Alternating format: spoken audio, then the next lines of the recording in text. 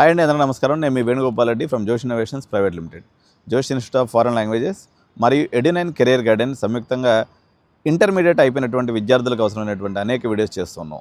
ఇప్పటివరకు మన ఛానల్లో ఎప్పుడు కూడా డిగ్రీకి సంబంధించినటువంటి అప్డేట్స్ మనం ఇంతకుముందు ఇచ్చింది లేదు. కానీ ఈ యొక్క ఇంజనీరింగ్ యొక్క వాలటైల్ సిచ్యువేషన్లో చాలామంది నిరుద్యోగులుగా ఉండిపోతున్నారు. డిగ్రీని కూడా ఎంకరేజ్ చేస్తే అట్లీస్ట్ మనీ అన్నా సేవ్ అవుతుంది. అట్లీస్ట్ ఒక సంవత్సరం సేవ్ అయితే ఆ సంవత్సరంలో వాళ్ళు ఏదో ఒక స్కిల్స్ నేర్చుకొని ముందుకెళ్ళేటువంటి అవకాశం ఉందనే ఉద్దేశంతో మనము ఈ సంవత్సరం అన్ని డిగ్రీ కాలేజీలకు సంబంధించినటువంటి ఇన్పుట్స్ కూడా విద్యార్థి లోకానికి ఇవ్వాలని నిర్ణయం తీసుకోవడం జరిగింది. ఇందులో భాగంగా ఫస్ట్లో ఒక నెగిటివ్ న్యూస్ అని చెప్పొచ్చు. దీన్ని ఒక రకంగా చెప్పాలంటే ఎవరైతే మన హైయర్ ఎడ్యుకేషన్ ఉన్నారో హైయర్ ఎడ్యుకేషన్కి సంబంధించినటువంటి వాళ్ళు దోస్తుకు సంబంధించినటువంటి ఏదైతే అడ్మిషన్, ఈ దోస్త్ అంటే ఏంటంటే అండి, డిగ్రీ ఆన్లైన్ సర్వీసెస్ తెలంగాణ అని చెప్పేసి దీంట్లో మనం అడ్మిషన్లు చేయాలనుకున్నట్లయితే డిగ్రీ కాలేజెస్లో 2016 ముందు వరకు ఏ కాలేజీకి ఆ కాలేజ్ అప్లై చేసుకునేవాళ్ళు.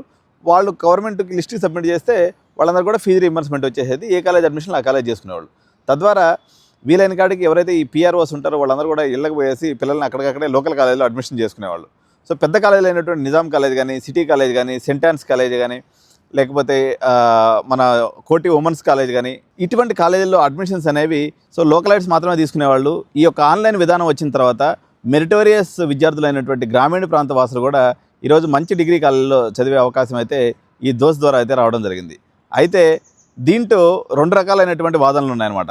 ఏదైతే గవర్నమెంట్ డిగ్రీ కాలేజ్ ప్రిన్సిపల్స్ అందరూ కూడా మా దగ్గర 20,000 మంది మాత్రమే దోస్తుకు ముందు అడ్మిషన్లు తీసుకునేవాళ్ళు, దోస్తుకు తర్వాత ఏదైతే ఉందో 55,000 మంది వరకు అడ్మిషన్లు తీసుకుంటున్నారు, కాబట్టి ఈ విధానాన్ని కొనసాగించాలని చెప్పేసి డిగ్రీ కళాశాలల ప్రిన్సిపల్స్ సంఘం రాష్ట్ర ఉపాధ్యక్షుడు ఎవరైతే ఉన్నారో రమేష్ గారు తెలియజేస్తూ ఉన్నారు. మరొక పర్సెంట్ ఈ ప్రైవేట్ కాలేజీల వాళ్ళందరికీ పాపం వాళ్ళకి వచ్చే డొనేషన్లు పోయినాయి, వాళ్ళకి వచ్చేటువంటి వాళ్ళ చేతిలో ఉన్నటువంటి ప్రివిలేజ్ అంతా పోయింది. కాబట్టి వాళ్ళు ఏం చెప్తున్నారంటే వాళ్ళ వాదనగా 10-15% వచ్చేసి మీకు గ్రామీణ ప్రాంతాల విద్యార్థుల అవగాహన లేక ఈ సిస్టమ్ సరైనటువంటి ట్రాన్స్పరెన్సీగా లేనందువల్ల చాలామంది అప్లై చేసుకోలేకపోతున్నారు. దీనివల్ల చాలామంది డ్రాప్అవుట్స్ పెరిగిపోతున్నాయి ఇంటర్మీడియట్లో అని చెప్పేసి వాదన వాళ్ళేది తెర ముందుకు తీసుకురావడం జరిగింది. సో ఈ పారదర్శకతంగా తీసుకొచ్చి దోస్తుని కంటిన్యూ చేస్తారా లేకపోతే పాత విధానాన్ని కొనసాగిస్తారా అనేది ఇప్పుడైతే ప్రస్తుతానికి సస్పెన్స్గా ఉంది. అసలు ఈ యొక్క వార్త ముందుకు రావడంతోనే సగం బలం చచ్చిపోయిందనమాట. అంటే లాబింగ్ నెట్వర్క్ మీకు తెలియదు, కాలేజీల లాబింగ్ నెట్వర్క్ అనేది ఈరోజు మెడికల్ అసోసియేషన్స్ కన్నా చాలా బలంగా ఉంటుంది. వాళ్ళు ప్రభుత్వాన్ని ఏదో ఒక రకంగా లొంగ తీసుకొని ఈ యొక్క కౌన్సిలింగ్ లేకుండా ఉండేదానికి ప్రయత్నం చేస్తారు ప్రైవేట్ ఇంజనీరింగ్ కాలేజీ వాళ్ళు. వేరే ఇది గవర్నమెంట్ కాలేజీలకైతే చాలా అశనిపాతం అని చెప్పాలి.